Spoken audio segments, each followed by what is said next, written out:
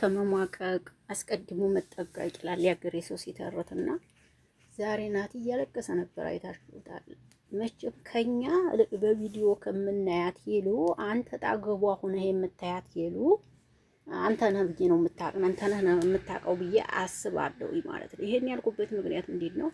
ሄሉ ለአንተ በጣም ትልቅ ቦታና ሬስፔክት በጣም ከሁሉም አብልጣም እንደምትወድህ እርግጠኛ ነኝ፣ ጠንቅቀህ ታውቃለህ።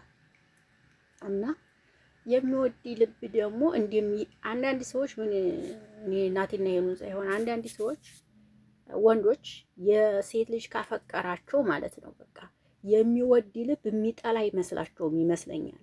እውነቴን ነው የምነግራችሁ ማለት ነው። እና የሚወድ ልብ እኮ ይጠላል። አይጠላም እንደ ይመስላችሁ አይመለስም። ግን አንዴ ከጠላ እና ሄሉ ላንተ ምን አይነት ቦታ እንዳላት ጠንቅቀህ ታውቃለህ ናቲ ማለት ነው። እኔ በሙሉ ልቤ አመኛለሁ እውነት ለመናገር ይሄን ማድረግ የነበረብህ ይሄን የሰሞኑን ስራ ትተህ በፍቅር በደስታ ሽማግሌ ልልክ ነው ብለህ እየጠበቅህ ነበር። ሰላም እንዴት ናችሁ? ሀቢ ነኝ። ሁሉ መልካም ነው፣ ሁሉ ሰላም ነው። እኔ ሰላም አለሁላችሁ። እግዚአብሔር ይመስገን። ሰላማችሁ ይበልልኝ እና በአዲስ መጥቻለሁ። እንግዲህ ይሄን ሀሳባችሁን አስተያየት ስጡ። ሄሉ ዛሬ ምን ቢብላለች? እንግዲህ እናቴ ሽማግሌ ልካለሁ ምናምን ብሎ ነበረ። ግን ሄሉ ቢብላለች ናቴኛ ራሱ ከዚህ በኋላ በቃ ከሄሉ ጋር አብረህ የምትሆኑ እና አብራችሁ የምትሄዱ ከሆነ 1000 ባለገሌ ላክ ወይም ቀለበት አድርግ፣ አብራችሁ መኖር ጀምሩ። አለቀ። ያ ከሆነ ችግር የለውም። አሁንም ግን ቀለበት ሳይደረግም ወይም ደግሞ ሌላ ነገር ሳይደረግ አብረንን ምናምን ይሄ ሄሉ እንድትሰበር ማንም ሰው አይፈልግም። አንተም ወንድማችን ነህ፣ እሷም እህታችን ናት። ሁላችንም የምናውቃችሁ በሚዲያ ነው። ማንኛቻችሁንም በአካል አናውቃችሁም። አለቀ። ግን ሄሉ እኛ እንኳን እንደዚህ በቪዲዮ እያየናት በጣም አፍቃሪ ልብ እንዳላት እናውቃለን።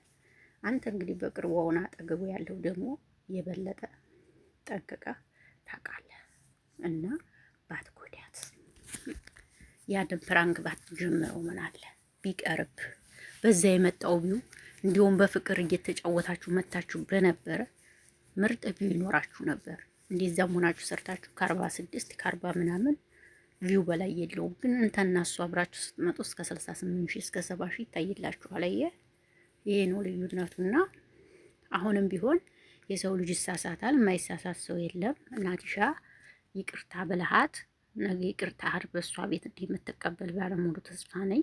ከዛ በኋላ ሁሉንም ነገር አሳክተ እባክህ ሞት አለ ይችን ሊሰብስበህ ያዛት እባክህ። እውነቴን ነው የምልህ ይችን የመሰለች ልጅ አታምልጥ ናቴ። በጣም ልብ ያላት ልጅ ናት። ስለዚህ ይህን ነው የምለው እኔ እንግዲህ ውዶች። ይሄ ትናንትና አልሰራሁም። ቲክቶክም ላይ እያያችሁ ከሆነ በናቴና በሄሉ አልሰራሁም። እኔ ምንም የምለው ነገር የለኝም። ገባችሁ? እዛ ጋር የምለው ነገር የለኝም። እዛ ጋር ፎቶ ለጥፌ ምንም የምናገረው ነገር ስላለኝ በቲክቶክ ራሱ ሰሞኑ በእነሱ ምንም ሰርቼ አላውቅም፣ አልሰራሁም። የማልሰራበት ምክንያት ምንድን ነው? እኔ ምንም ላለት አልችልም። ገባችሁ አይደለ? እናቴን መተቸት አልችልም፣ ሄሉን መተቸት አልችልም። ይሄ ከባድ ነው። ገባችሁ? ስለዚህ ነገ ሰላም አውርደው አብረው እንደሚመጡ ባለሙሉ ተስፋ ነኝ። እንግዲህ የተፈጠረውን ነገር ፈተው የሰው ልጅ ይሳሳታል። ስህተቱን አምኖ ነገ ይቅርታ ጠይቋት እንግዲህ ታርቀው ይመጣሉ ብዬ አስባለሁ። ከባድ ነው ግን እውነት ለመናገር አንዳንዴ ሚዲያ ላይ ምን ልበላችሁ እንደው ሁሉም ነገር ይከብዳል ሚዲያ ላይ በቃ ባጭሩ። ይሄን ነው የምለው። የሚዲያ ፍቅር ምንም